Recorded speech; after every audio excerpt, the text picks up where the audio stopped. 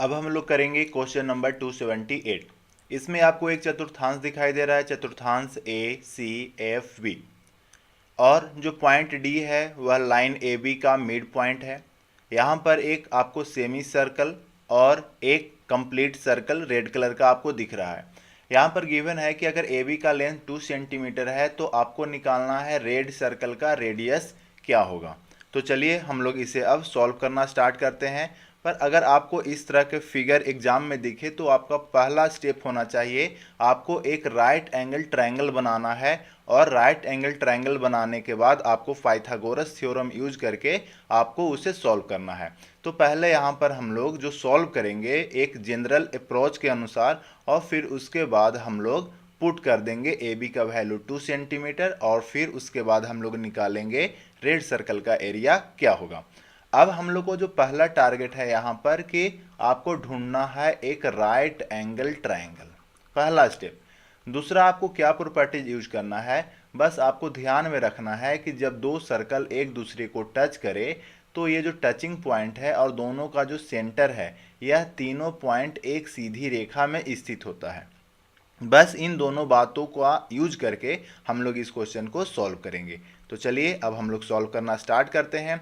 सबसे पहले हम लोग क्या करेंगे कि इस रेड सर्कल का एक सेंटर ढूंढेंगे। तो मान के चलिए रेड सर्कल का सेंटर ये हो गया पॉइंट एम, और यह जो टचिंग पॉइंट है या इस पॉइंट का नाम हमने एन रख लिया, और इस पॉइंट का नाम हम ओ रख लेते हैं।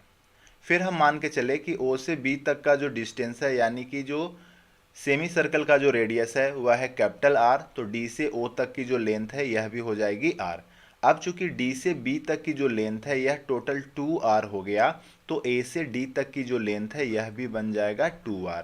क्यों? क्योंकि जो डी है वो लाइन ए बी का मिड पॉइंट है। तो हम बोल सकते हैं कि ये जो आपका चतुर्थांश है, क्वाड्रेंट है, इसका जो रेडियस है यह बन गया 4r। फिर हम लोग क्या करेंगे कि पॉइंट ई को पॉइंट एम से ज्वाइन करेंगे, और अभी आप देख रहे हैं कि एक रेड सर्कल और एक सेमी सर्कल दोनों एक दूसरे को पॉइंट एन पर टच किए, तो पहले का सेंटर एम, दूसरे का सेंटर ओ और टचिंग पॉइंट एम, यह तीनों एक सीधी रेखा में स्थित होगा। फिर आप देख सकते हैं कि एक रेड कलर का सर्कल और एक ग्रीन और एक ब्लू कलर का, ये ब्लू कलर है, एक ब्लू कलर का एक क्वाड्रेंट, दोनों एक दूसरे को पॉइंट एफ पर टच कर रहे हैं। तो पॉइंट एफ, एक सेंटर एम, दूसरा सेंटर ए, ये तीनों एक सीधी रेखा में स्थित होंगे। तो आप इसे ज्वाइन कर लीजिए। हम मान के चल रहे हैं कि जो रेड कलर का सर्कल है उसका रेडियस स्मॉल आर है, तो आर लिख लिए। तो एम से एफ तक का जो डिस्टेंस है वह रेडियस होने के कारण यह भी आर के इक्वल हो गया। पर अगर आप ध्यान दें तो ए से एफ तक की जो टोटल लेंथ है, ए से एफ तक की जो टोटल लेंथ है, यह एक प्रकार से हम कह सकते हैं कि यह क्वाड्रेंट का रेडियस है। तो ए से एफ तक की जो टोटल लेंथ है यह बन गया 4r। तो 4r में से अगर आप इस एम एफ यानी आर पार्ट को इस माइनस कर दे तो ए से एम तक की जो लेंथ है यह बन जाएगा 4r, यहाँ पर आर कैपिटल आर होगा, माइनस स्मॉल आर, यह बन गया।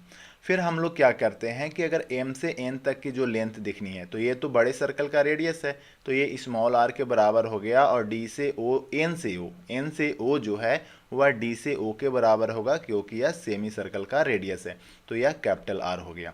फिर हम लोग क्या करते हैं कि इस पॉइंट M से एक परपेंडिकुलर लाइन ए बी पर ड्रा करते हैं। तो हमने इस तरह से लाइन एक ड्रा कर लिया, और इसका नाम हम लोग रख लेते हैं, इस पॉइंट का नाम G।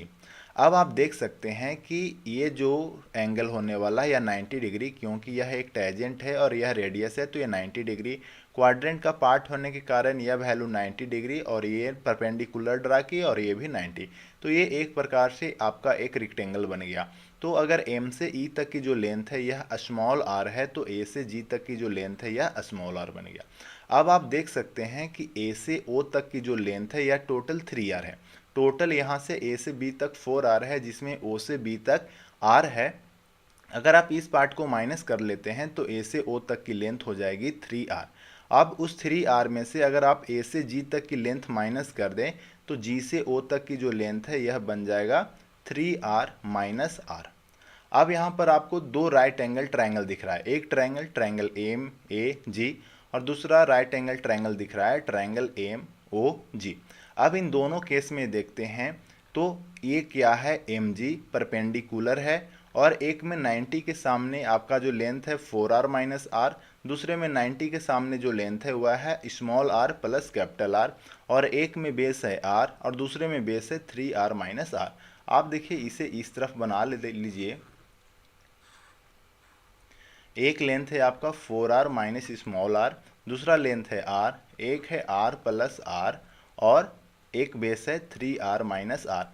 दोनों के केस में यह जो लाइन है mg यह क्या है, कॉमन है। तो mg कैसे निकालेंगे, तो इसके लिए हमें यूज करना होगा hypotenuse square minus base square का स्क्वायर रूट। तो यहाँ पर दोनों तरफ तो सेम है, तो हम लोग सिंपल क्या यूज करने वाले हैं, hypotenuse square minus base square. तो यहाँ पर हम लोग क्या पहले लिख लेंगे, 4r माइनस आर का स्क्वायर माइनस आर स्क्वायर, और यह किसके इक्वल हो जाएगा, तो यहाँ पर हाइपोटेनस है r प्लस आर और बेस क्या है आपका 3r माइनस आर। तो r प्लस आर का स्क्वायर आप कर लो और उसमें आप माइनस कर लेंगे 3r माइनस आर का होल स्क्वायर। चलिए आप इसे ब्रेक कीजिए, ब्रेक करेंगे क्या हो जाएगा, 16r square plus R square minus 8r into R minus R square is equal to क्या हो गया, आर स्क्वायर प्लस 2r और माइनस में अब थोड़ा आप ध्यान देंगे क्योंकि ये ब्रैकेट के भीतर में अगर प्लस भी आता है तो ये माइनस माइनस कर देगा और माइनस आने वाले टर्म यहाँ पर प्लस बन जाएंगे। तो माइनस 9r स्क्वायर प्लस, और यहाँ पर देखिए यहाँ पर ब्रेक करेंगे तो प्लस आर स्क्वायर होगा, पर बाहर में माइनस है तो माइनस आर स्क्वायर बन गया। और फिर देखिए यहाँ पर अगर ब्रैकेट के भीतर की बात करेंगे तो माइनस 6r होगा, पर माइनस बाहर होने के कारण वो प्लस 6r बन गया। अब यहाँ पर कुछ कैंसिल होता है, आप उसे कैंसिल कर लीजिए, आर स्क्वायर से आर स्क्वायर कैंसिल हो गया और यहाँ भी आर स्क्वायर से आर स्क्वायर कैंसिल हो गया। अब 16r स्क्वायर, यहाँ पर कैपिटल आर स्क्वायर और यहाँ पर माइनस 9r स्क्वायर, इसे आप एक तरफ ले लाएं तो माइनस 9 स्क्वायर और आर स्क्वायर ये बन जाएगा माइनस 8 स्क्वायर, इसे आप LHS में लाएंगे तो यह बन जाएगा 24r स्क्वायर। अब यह किसके बराबर होगा, तो देखिए RHS में क्या है 2r 6r, ये हो गया 8r और ये माइनस 8r को हम लोग दूसरी तरफ शिफ्ट कर देंगे तो यह बन जाएगा 16r इंटू आर। यहाँ पर एक r से एक r कैंसिल हो गया और आपको चाहिए था r बाई आर का रेशियो, तो r बाई आर की आप बात करेंगे तो 16/24, 16/24 का मतलब आ गया 2/3। तो अब आपको यह रिलेशन ध्यान में रखना है। चलिए हम लोग नेक्स्ट फिगर में यहाँ पर हम लोग समझते हैं। हमने किसे r माना था, कैपिटल R माना था इस वाले रेडियस को, तो ये आ गया कैपिटल R और रेड सर्कल वाले रेडियस को हमने स्मॉल r से डिनोट किया था। तो यहाँ पर अगर कैपिटल R 2 यूनिट है तो स्मॉल r कितने रहने वाला है, 3 यूनिट। तो आप यहाँ पर समझ भी सकते हैं कि ये बड़ा सर्कल है तो इसका रेडियस ज़्यादा होगा, तो यह 3 यूनिट का हो गया और यह 2 यूनिट का हो गया। फिर अगर हम कंपेयर करें क्वाड्रेंट से तो ये 2 है तो ये 2 लेंथ का हो गया और ये 4 लेंथ का आ गया। तो ये बड़े वाले का अगर हम क्वाड्रेंट की बात करें फिर हम लोग बात करेंगे किसका, सेमी सर्कल का, और फिर बात करेंगे रेड सर्कल का। तो क्वाड्रेंट का अगर हम रेडियस की बात करें, क्वाड्रेंट का रेडियस 8 है, टोटल 4 2 6 2 8, उस 8 में से, और ये जो ग्रीन कलर का है, ग्रीन कलर का रेडियस क्या आ जाएगा, 2 आ जाएगा।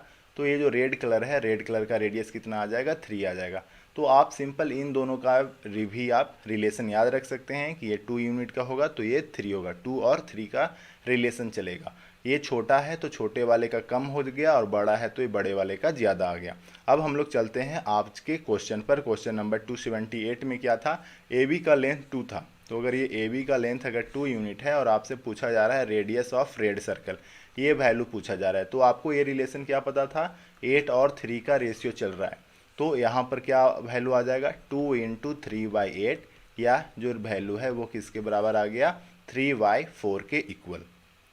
तो अगर यह वीडियो आपको पसंद आया तो आप इसे अपने दोस्तों के साथ शेयर करें और चैनल को सब्सक्राइब करें।